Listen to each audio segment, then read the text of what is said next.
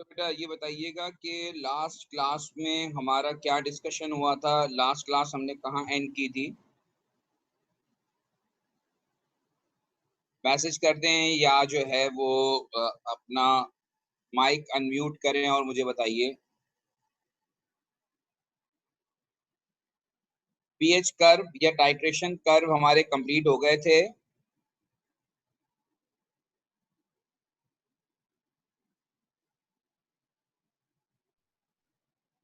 Hello, कोई है जाग रहा है?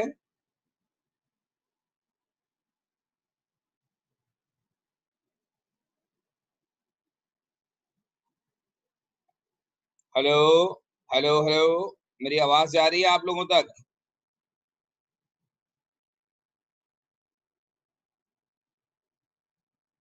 जी सर, आ रही है।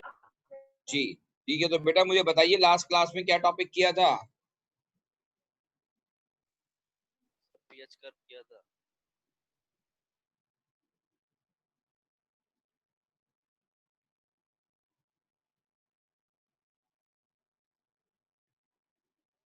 जी किसी को भी नहीं पता मैंने लास्ट क्लास में क्या टॉपिक करवाया था?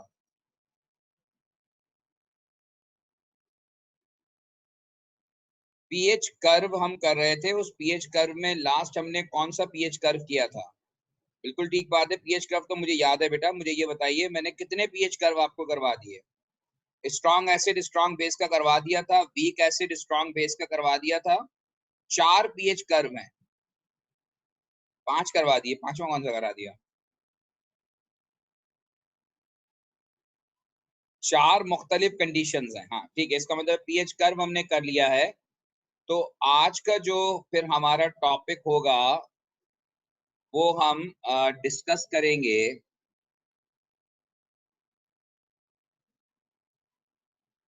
टॉपिक है हमारा indicators.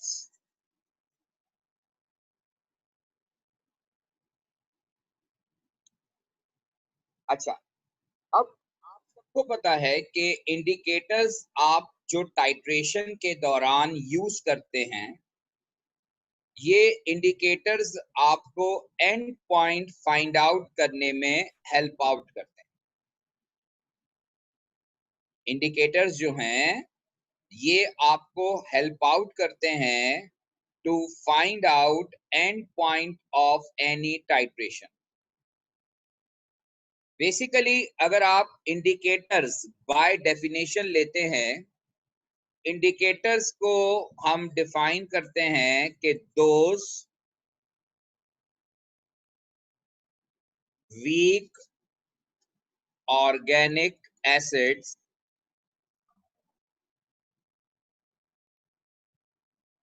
which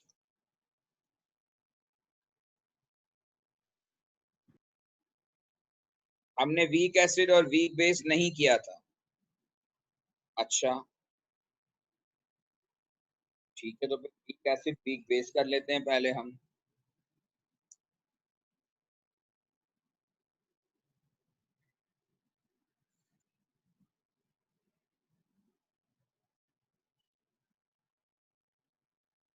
weak acid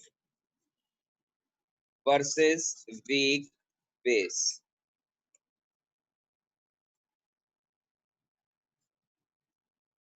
weak acid और वीक बेस वही है जो मैं ऑलरेडी आपसे डिस्कस कर चुका हूं। उनके टर्निंग पॉइंट्स आपसे मैं डिस्कस कर चुका हूं। उनके जो स्टार्टिंग पॉइंट है उस पर बात हो चुकी है। अब हम देखें वीक एसिड और वीक बेस जो है वो लेते हैं CH3CO2H। Ethanoic acid is a weak acid और ammonia aqueous. Ammonia aqueous is a weak base.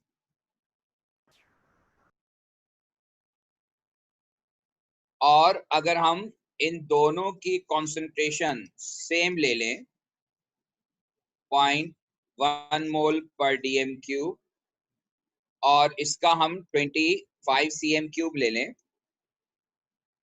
इसी तरह से अमोनिया भी हम 0.1 मोल पर डीएम क्यूब ले लेते हैं और 0.1 मोल पर डीएम क्यूब के साथ अगर हमने 25 cm क्यूब लिया है, तो मैं आपको पहले भी बता चुका हूं कि जिसका फिक्स्ड वॉल्यूम हम लेते हैं, फिक्स्ड वॉल्यूम वाला हमेशा टेकन इन अ फ्लास्क, और जिसका वॉल्यूम फिक्स नहीं होता यानी जो दूसरा सॉल्यूशन होता है, that must be taken in a burette. Now ethanoic acid is a weak acid और हमें ये नहीं पता कि इसकी पीएच क्या होगी, क्योंकि 0.1 mole per dm cube weak acid की हमें के वैल्यू जब तक मालूम ना हो तब तक हम उसकी पीएच नहीं निकाल सकते। इसका मतलब ये हुआ कि आपको अब एक अंदाजन स्टार्टिंग पॉइंट सजेस्ट करना पड़ेगा, जो कि मैं बता चुका हूं कि वीक एसिड में स्टार्टिंग पॉइंट अगर आपको पीएच नोन नहीं है और एसिड आपका वीक है, तो स्टार्टिंग पॉइंट जो होगा it is around 2.523।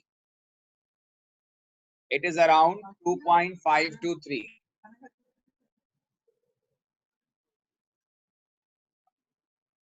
2.523 would be the starting point. In case of weak acid,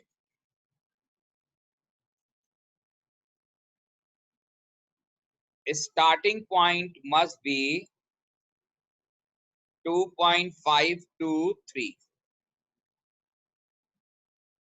Starting point must be 2.523. और अब आप अगर इसको इक्वेशन में देखें कि इनका आपस का रेशियो क्या है, ethanoic acid is an example of monoprotic acid, तो it releases 1 proton while ammonia will accept 1 proton। तो ये रिजल्टेंट प्रोडक्ट है जो इस रिएक्शन में बनेगा। इस कंपाउंड का नाम है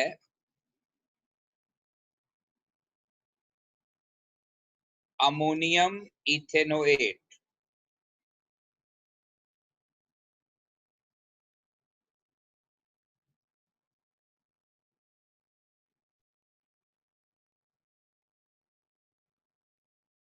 दिस इज अमोनियम इथेनोएट। और यहाँ रेशो जो है आपको नजर आ रहा है कि 1:1 का। 1 mole of ethanoic acid reacts with 1 mole of ammonia. अब हम इसका कर्व स्केच करेंगे। That is in between pH और वॉल्यूम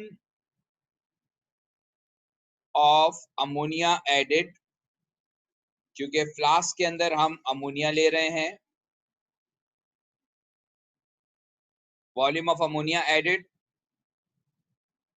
और जो हमारा स्टार्टिंग पॉइंट होगा, ये अगर 1 2 3 4 5 एंड 6, ये 3 है, तो अराउंड 2.5 और 3 would be the starting point.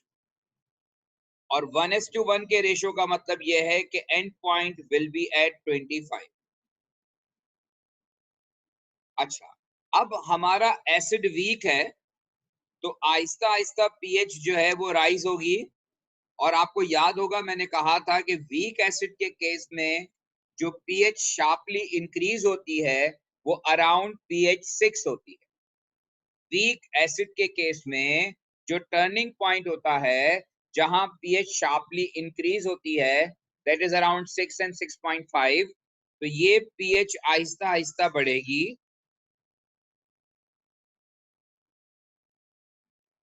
और अराउंड 6 और 6.5 जो है ये पीएच शार्पली इंक्रीज करेगी, और ये आपकी पीएच 7 है और ये 8 है। And because of weak base the next turning point would be at around pH 8, और फिर ये pH gradually increase. So this is a shape of titration curve whenever it is plotted in between weak acid and weak base. लेकिन आप इसमें एक चीज observe कर रहे होंगे कि ये जो straight portion of the graph है, ये जो जहां पर पीएच शार्पली इंक्रीज हुई है, वो बहुत बड़ा नहीं है, क्योंकि पीएच जो है वो 6.5 से 8 अचानक होती है, तो उसमें कोई बहुत मेजर जंप नहीं आता, जो कि पिछले ग्राफ में आपने देखा था स्ट्रॉन्ग एसिड स्ट्रॉन्ग बेस में, या वीक एसिड और स्ट्रॉन्ग बेस में, कि वो जंप जो था वो ज्यादा शार्प था, वो ज्यादा पीएच कवर कर रहा था। बहरहाल ये टाइट्रेशन कर्व का शेप है whenever it is plotted in between pH and volume of ammonia added. Turning points अगर आपके जहन में रहेंगे कि यहाँ पर turning point is around 6 to 6.5, और यहाँ पर जो टर्निंग पॉइंट है इट इज अराउंड 8। ये इनके टर्निंग पॉइंट्स हैं। और ये वीक एसिड का स्टार्टिंग पॉइंट है कि जहां से अगर आपको पीएच नोन नहीं है, अगर आपको पीएच मालूम नहीं है, तो आप जो स्टार्ट करेंगे वो कहां से करेंगे। तो it would be the starting point, weak acid का स्टार्टिंग पॉइंट अगर आपको पीएच मालूम नहीं है तो it would be around 2.5 to 3। तो इन बिटवीन 2.5 to 3 आप कहीं भी कर सकते हैं।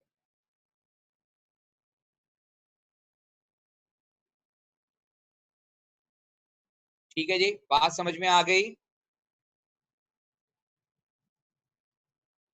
कोई कंफ्यूजन इसमें? अच्छा, अब इसका एक रिवर्स केस कर लेते हैं। रिवर्स केस का मतलब ये है कि same situation, but with different case. और केस ये है कि हम इथेनोइक एसिड ही ले रहे हैं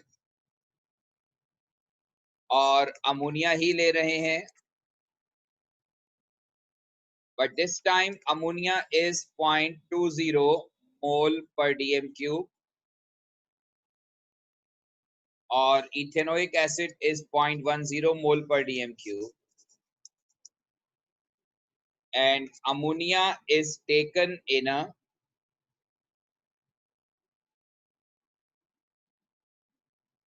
ammonia is taken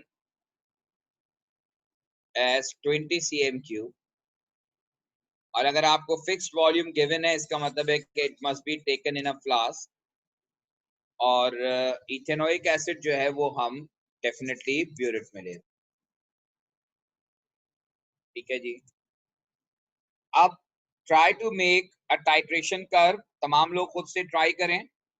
मैं आपको 2-3 मिनट दे रहा हूं, आप बनाएं खुद से, इसका एंड पॉइंट आइडेंटिफाई करें और उसके बाद ये सोचिए कि अगर आप फ्लास्क के अंदर अमोनिया ले रहे हैं तो what would be the starting pH of ammonia if it is not given. याद होगा मैंने बताया था कि वीक बेस के केस में, in case of weak base के केस में जो स्टार्टिंग पॉइंट होता है, वीक बेस के केस में अगर आपको पीएच मालूम है तो इट्स फाइन, अदरवाइज आपका जो स्टार्टिंग पॉइंट होगा it should be around 11 to 11.5। अगर आपको पीएच मालूम है तो अच्छी बात है, नहीं मालूम तो it should be around pH जो मैंने आपको ये बताया था।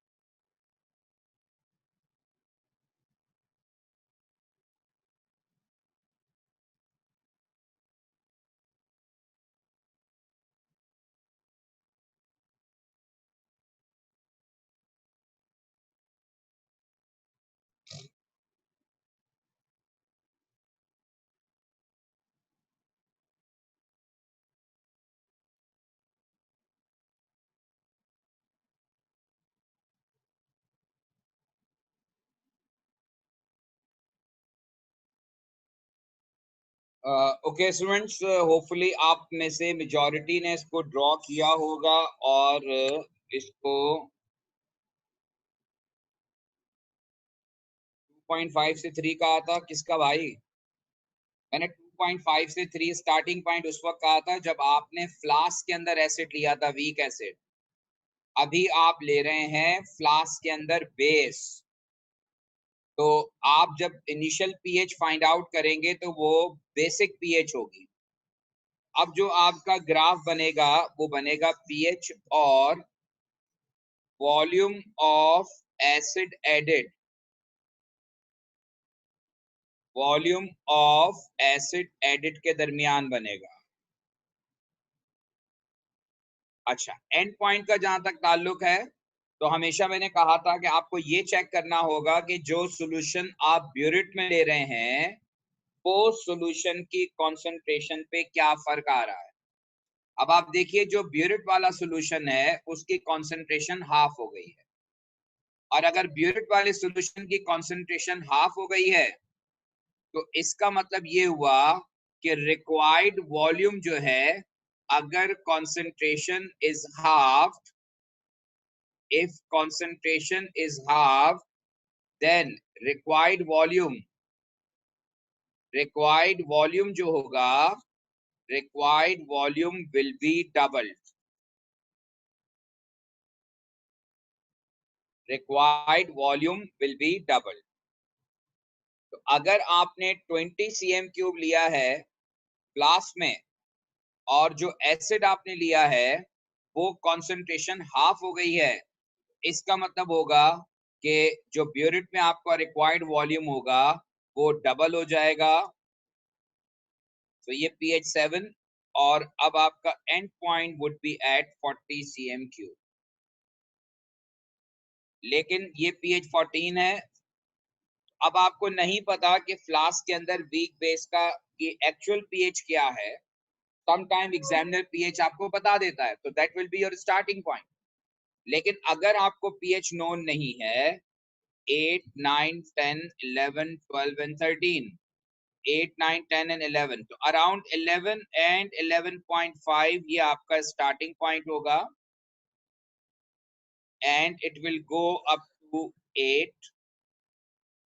और फिर अराउंड 8 ये शार्प टर्निंग पॉइंट आएगा और फिर ये pH 6.5।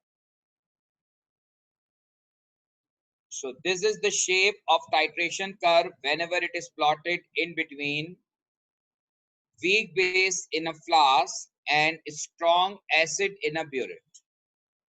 और एंड पॉइंट का मैंने आपको बता दिया कि एंड पॉइंट हमने डबल इसलिए किया है कि जो सॉल्यूशन हम ब्यूरेट से डाल रहे हैं उसकी कंसंट्रेशन हाफ है, यानी कि वो सॉल्यूशन डाइल्यूटेड है।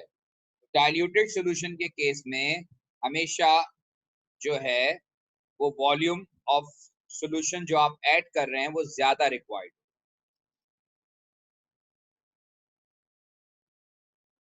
होपफुली अब आपको ये बात समझ में आ गई हो।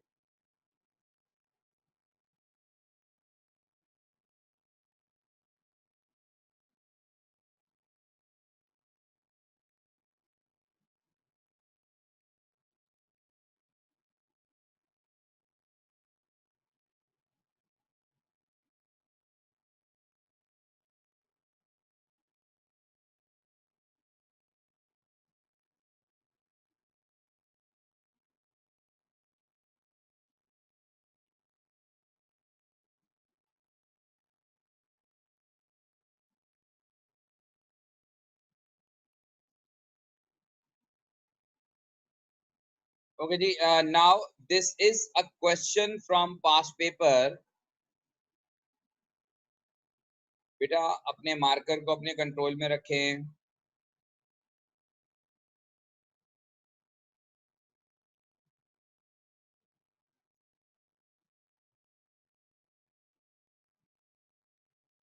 ये एक क्वेश्चन है जिसमें टाइप ऑफ क्वेश्चन, जो मैं आपसे कह रहा था कि पास्ट पेपर में किस तरह के क्वेश्चंस आते हैं। So it is a type of question कि sulfuric acid is strong dibasic acid which ionizes in solution as follows. अब आप देखें ये डाई बेसिक है, इसका मतलब है कि 2 प्रोटॉन रिलीज कर रहा है। द ऑर्गेनिक बेस गुआनिडीन, आपको फार्मूला नहीं पता, लेकिन उसने उस फार्मूले की जगह यहाँ बी लिखा है, this is organic base and organic base is accepting 1 proton. इसका मतलब ये हुआ कि ऑर्गेनिक बेस का और सल्फ्यूरिक एसिड का जो रेशियो है वो 2:1 है। 2 mole of organic base will react with 1 mole of sulfuric acid, where B represents the molecule of guanidine.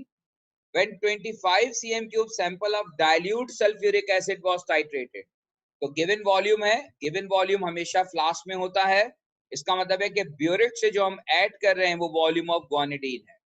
और ये बात याद रखिएगा कि गुआनिडीन उसने खुद बताया है कि ये ऑर्गेनिक बेस है।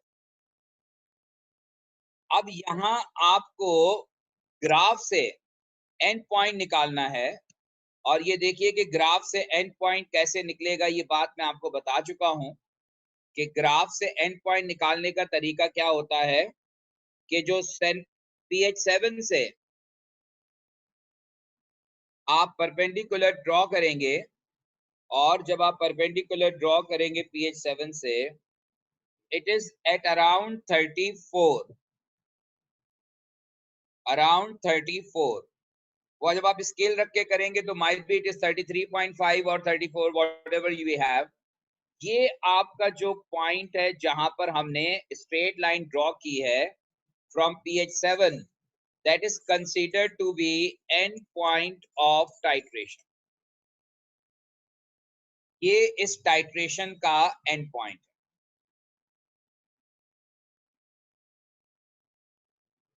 तो अब बहरहाल यहां से शुरू करते हैं क्वेश्चन के। क्वेश्चन में उसने कहा है पहला पार्ट कि use this curve to answer the following questions.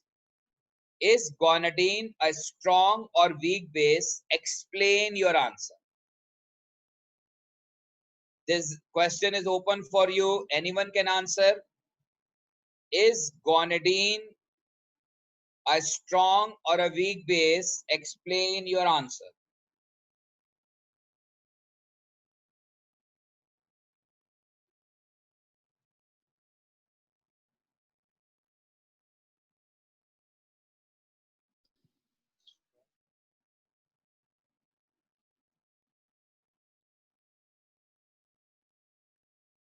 Ji, guanidine strong base है या वीक बेस है, ये आपको पता चलेगा कि फाइनली सॉल्यूशन की पीएच क्या हो रही है। आपने कहा, मेहर अली ने कहा कि स्ट्रॉन्ग है, बिल्कुल सही बात है, स्ट्रॉन्ग है। उसकी वजह आप देखें कि जब आप वॉल्यूम ऑफ गुआनिडीन ऐड करते जा रहे हैं तो पीएच क्या जा रही है, 14 मैक्सिमम। जबकि वीक बेस जो होता है उसकी पीएच जो होती है वो, जैसे मैंने कहा था कि 11.5, 12 से ज्यादा नहीं होती, 11.5 होती है। तो if the pH goes to 14, 13, that will clearly indicate that your base is a strong base. So this guanidine is known to be a strong base because pH of solution goes to 14, which shows that guanidine is a strong base. Hopefully आप सबको ये बात समझ में आ गई होगी। अगर इसकी मैक्सिमम pH 11 या 12 के इन बिटवीन रहती तो हम कहते कि इसका मतलब यह है कि इसकी मैक्सिमम pH 11-12 मींस कि ये बेस वीक है। इसी तरह से आप देखें ये एसिड स्ट्रॉन्ग है क्योंकि ये pH शुरू हो रही है अराउंड 1, और जो वीक एसिड्स होते हैं उनकी pH जो है वो शुरू होती है 2.5 और 3 से। तो सम टाइम आपको एग्जामिनर इस तरह से कर्व स्केच किए हुए होते हैं और आपको डिफरेंट केसेस गिवन होते हैं, और एग्जामिनर आपसे कहता है कि आप सेलेक्ट करो कि इनमें से कौन सा केस किसको रिप्रेजेंट कर रहा है। तो बहरहाल ये जो है इस क्वेश्चन का अगेन आंसर कि this is a strong base, और इसके स्ट्रॉन्ग होने का जो रीजन है वो ये है कि पीएच जो है वो 14 तक जा रही है। Next part of the question,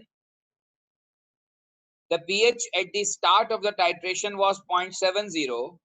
Calculate the concentration of H positive ion. Now, how to calculate concentration of H positive ion? In order to calculate concentration of H positive ion, formula आपको मैंने लिखवाया था. It will be 10 to the power minus pH. 10 to the power minus pH. और 10 to the power minus pH का मतलब ये है कि 10 to the power minus 0.70. अब आप में से कोई इसे कैलकुलेट करे तो that will be equivalent to concentration of H positive ion. Anyone can calculate concentration of H positive ion? अच्छा जी, आपने बताया 0.2 और आपने बताया 0.199, तो ठीक है. इसका मतलब ये है कि 2 डेसिमल तक, तो ये 0.20 mole per dm cube would be the concentration of H positive ion. ये इस क्वेश्चन का पहला पार्ट था कि calculate concentration of H positive ion. And hence the concentration of sulfuric acid. अब अगर आप ऊपर देखें तो उसने आपको सल्फ्यूरिक एसिड और H पॉजिटिव आयन का रिलेशन बताया हुआ है कि 2 mole of H ion produced by 1 mole of sulphuric acid. Sulphuric acid का और H आयन का जो रेशियो है कि 1 mole of sulphuric acid producing 2 mole of H ion. So अगर H आयन आपके पास 0.20 है तो sulphuric acid would be 0.10 mole per dm cube. ये है हमारे नेक्स्ट पार्ट की कैलकुलेशन. वॉल्यूम जो है, जो कॉन्सेंट्रेशन है सल्फ्यूरिक एसिड की, it is 0.1 mole per dm cube.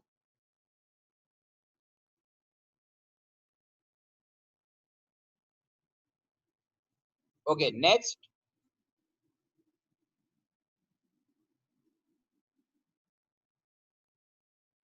जो next part of the question है उसमें उसने आपको कॉन्सेंट्रेशन ऑफ गोनाडीन कैलकुलेट करवाई है. कॉन्सेंट्रेशन ऑफ गोनाडीन के लिए आपको अगर प्रीवियस पेज पे दोबारा देखें, प्रीवियस पेज पे उसने आपको बताया था कि 25 cm cube of sulphuric acid उन्होंने लिया है और 25 cm cube of sulphuric acid में concentration of H ion is 0.20 और जो आपका एंड पॉइंट है टाइट्रेशन का वो 34 है, वॉल्यूम ऑफ गोनाडीन. तो इसका मतलब है कि आपको ये बात पता है कि पहला काम आप ये करेंगे,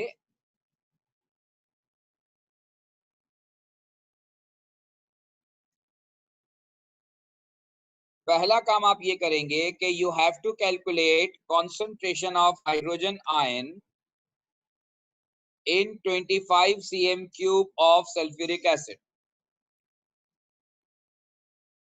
So 1000 cm cube contain 0.2 mole H positive ion. So 25 cm cube will contain X. तो ये हो जाएगा 0.2 into 25 divided by 1000. ये 25 into 2 is 50. So 2.5 is 5.0. I think it would be 5 into 10 to the power minus 3 mole. ये आ गए मोल of H positive ion present in 25 cm cube. ठीक है, तो ये तो एक पार्ट सॉल्व हो गया, हमने मोल ऑफ H आयन निकाल लिए. उसके बाद H आयन का और बेस का जो रेशियो है गोनाडीन का, इक्वेशन में गिवन था 1:1. इसका मतलब ये हुआ कि अगर आपके पास H आयन की कॉन्सेंट्रेशन 5 इंटू 10⁻³ है, तो फिर ऑर्गेनिक बेस की कॉन्सेंट्रेशन भी, सॉरी मोल्स भी 5 इंटू 10⁻³ मोल होंगे। तो नेक्स्ट आपने number of moles of organic base calculate कर लिया। उसके बाद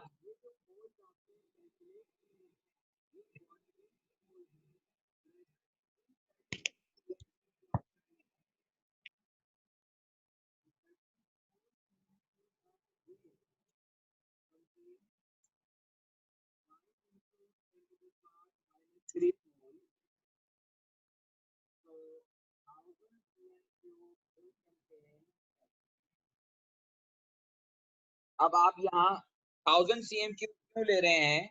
क्योंकि कॉन्सेंट्रेशन हमेशा पर 1000 cm³ कैलकुलेट की जाती है। कॉन्सेंट्रेशन हमेशा 1000 cm³ में कैलकुलेट की जाती है। तो अब जो भी इसका आंसर आ रहा है, that will be your final answer. जी, कॉन्सेंट्रेशन जो आपने निकाली है that is 0.147। 0.147 mole per dm cube would be the concentration, और अगर आप इसको राउंड ऑफ करके लिखेंगे तो that would B 0.15 mole per dm cube, because 2 significant figure तक या 2 डेसिमल तक आप आंसर दे रहे हैं। अच्छा, फाइनली ये है मोल पर डीएम क्यूब गोनाडीन के, और यहाँ पर आपको मास गिवन है गोनाडीन का पर डीएम क्यूब। अब आपको एमआर निकालना है। आप जानते हैं कि मोल का फॉर्मूला होता है मास अपॉन एमआर। तो अब एमआर निकालने के लिए फॉर्मूला बन जाएगा MR is equal to mass upon मोल,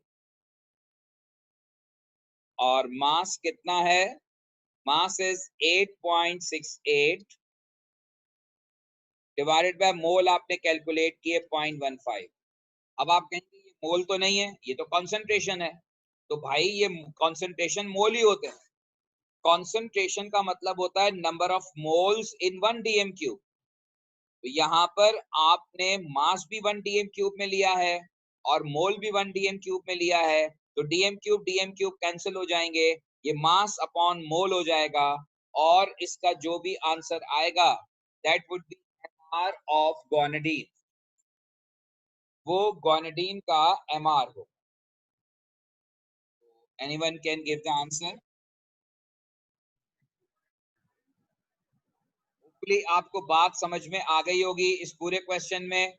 अगर किसी का कोई सवाल है, कोई बात क्लियर नहीं है, it is a type of question जो आपको टाइट्रेशन कर्व से रिलेटेड है, जिसमें आपने एंड पॉइंट फाइंड आउट किया है। ये आंसर 59 आ रहा है या 57.9 आ रहा है, एक दो अलग अलग आंसर्स। 59.05 57.9 में फर्क है, तो आप चेक कर लीजिएगा। एक बात देखें, एक चीज का ख्याल रखा करें कि जब आप कैलकुलेटर यूज कर रहे हो तो जो वैल्यू आप लिखें, अपने कैलकुलेटर को क्लियर करके वो वैल्यू पुट करके फिर आगे कैलकुलेशन किया करें। आप लोग क्या करते हैं कि आंसर को कैरी फॉरवर्ड करते हैं और यहाँ पर लिखते कुछ और है, क्योंकि आंसर वहां पर 10 सिग्निफिकेंट नंबर में या 12 सिग्निफिकेंट नंबर में होता है, तो इस वजह से जो आपका आंसर लास्ट आंसर है वो चेंज हो जाता है। तो बी केयरफुल फॉर दैट कि अगर आपने उसको राउंड ऑफ करके 0.15 लिया है तो आप उसको क्लियर करें, और फिर जितनी वैल्यू आपने ली है उसी वैल्यू को डिवाइड या मल्टीप्लाई किया करें। कैरी फॉरवर्ड ना किया करें, क्योंकि इससे आपका आंसर जो है वो गलत हो जाता है। तो होपफुली आपको मेरी ये बात समझ में आ गई होगी। अच्छा जी, मैं इससे रिलेटेड आप चाह रहा हूं कि एक दो क्वेश्चन जो हैं वो आप फर्दर देख लें, ताकि आपको आइडिया हो जाए कि what type of question in past paper we have.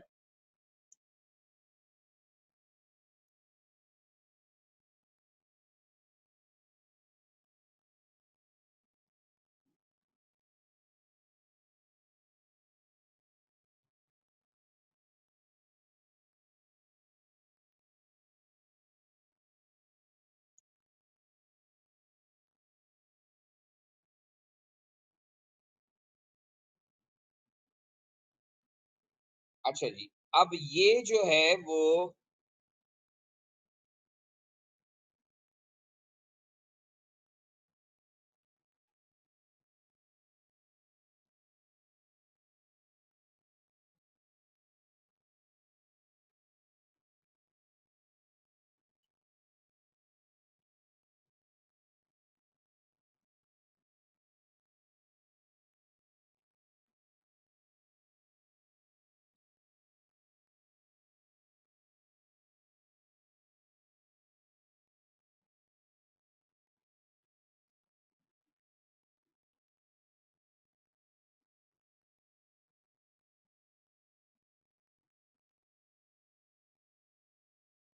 ये क्वेश्चन, अब आप नेक्स्ट देखिए कि ये क्वेश्चन जो है वो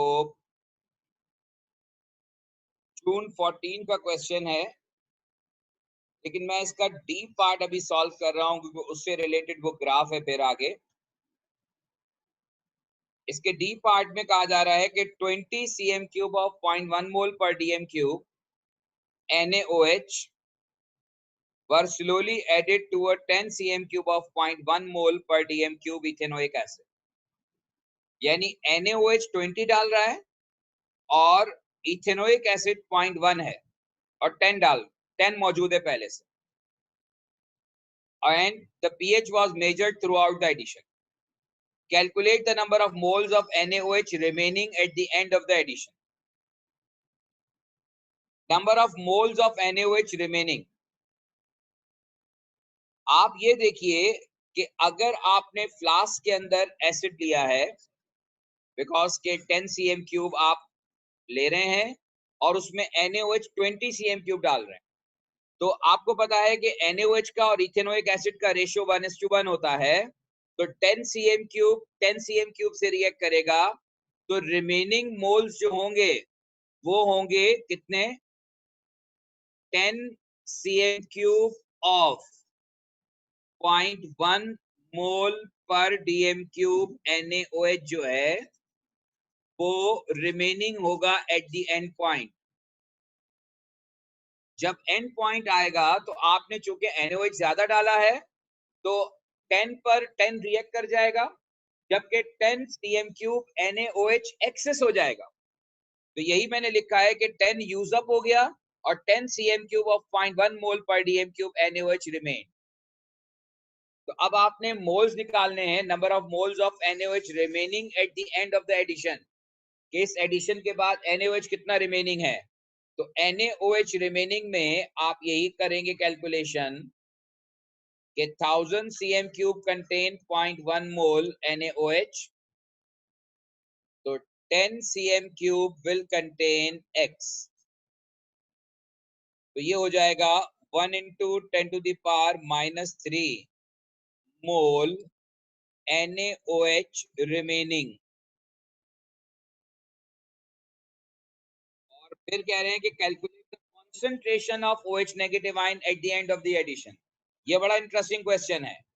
ये जो आपने मोल कैलकुलेट किए हैं ये NaOH के मोल हैं जो एक्सेस में हैं, लेकिन जब आप ये टाइट्रेशन एंड करेंगे तो आपका टोटल वॉल्यूम जो होगा 10 cm³ एसिड का और 20 cm³ अल्कली का, तो टोटल वॉल्यूम जो होगा at the end of the addition वो 30 cm³ होगा। और ये जो NaOH बचा हुआ है ये 30 cm³ में बचा हुआ है। तो अब आप लिखेंगे पार्ट 2 के सॉल्यूशन में कि 30 cm³ contain 1 × 10⁻³ mole OH negative ion, so 1000 cm³ will contain 1000 cm³ will contain X। Hopefully आपको ये वाली बात समझ में आ गई होगी कि जो 10 cm³ NaOH एक्सेस में है वो एक्चुअली टोटल वॉल्यूम जो सॉल्यूशन का है वो 20 है, लेकिन पहले हमने जो एक्सेस NaOH था उसमें NaOH के मोल्स निकाले और वो मोल्स टोटल 30 cm³ में अवेलेबल हैं। तो नेक्स्ट हमने निकाला कॉन्सेंट्रेशन कि 30 cm³ में अगर इतने मोल्स हैं तो फिर 1000 में कितने होंगे, वो जो भी आएगा वो कॉन्सेंट्रेशन आप निकाल दीजिए।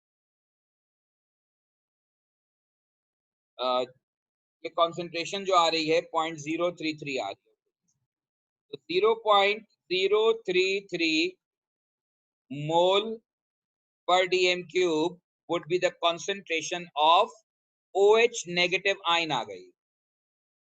Now using expression Kw की value 1 into 10 to the power minus 14 है और H आइन और OH आइन की जगह आप पुट करेंगे 0.033,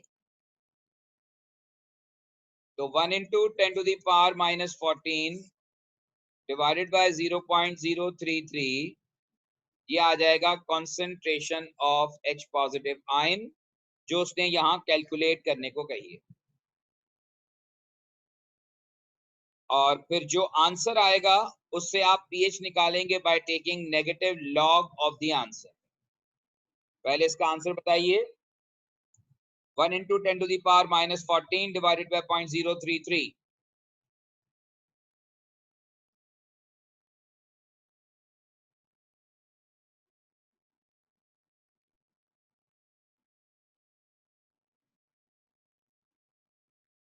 जी बेटा answer.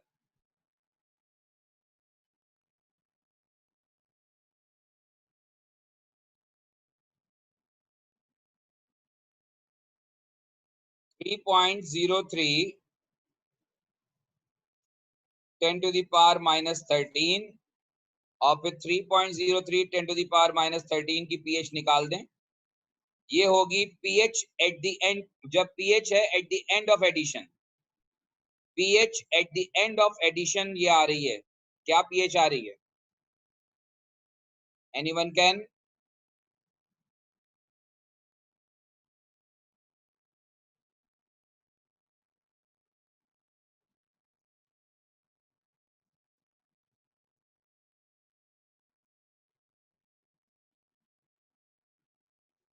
Quickly find out the pH.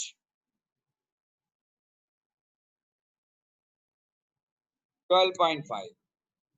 इसका मतलब ये है कि आफ्टर दिस एडिशन जो पीएच आपकी फाइनली पहुंचेगी वो 12.5 पे हो. जब आप 10 cm³ इथेनोइक एसिड में जब आप ऐड करेंगे 20 cm³ ऑफ NaOH, तो NaOH ऐड करने के बाद यानी 30 cm³ पर आपकी पीएच 12.5 हो. अब यही बात एग्जामिनर नेक्स्ट पेज पे स्केच करवा रहा है.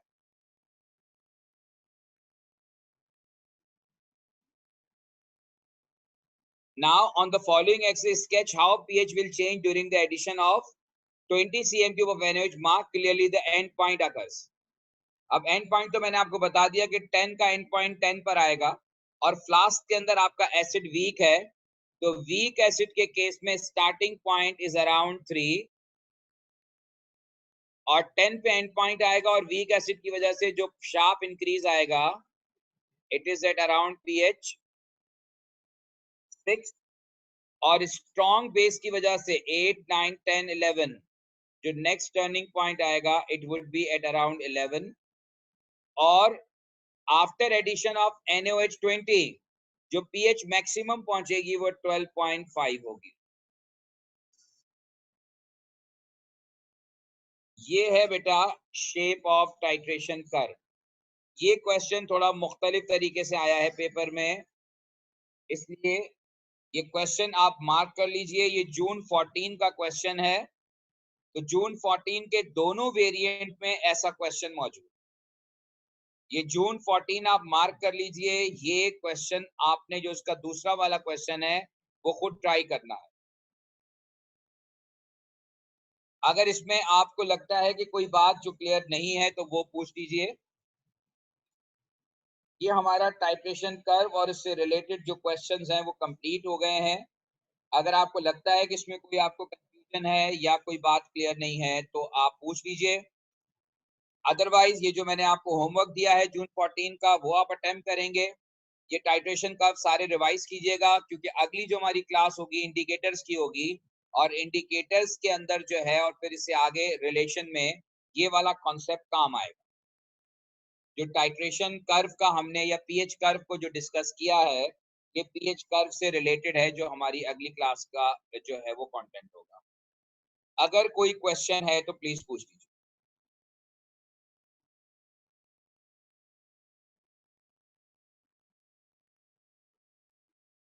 ठीक है जी, तो अब इंशाल्लाह इसको हम कंटिन्यू करेंगे नेक्स्ट क्लास में।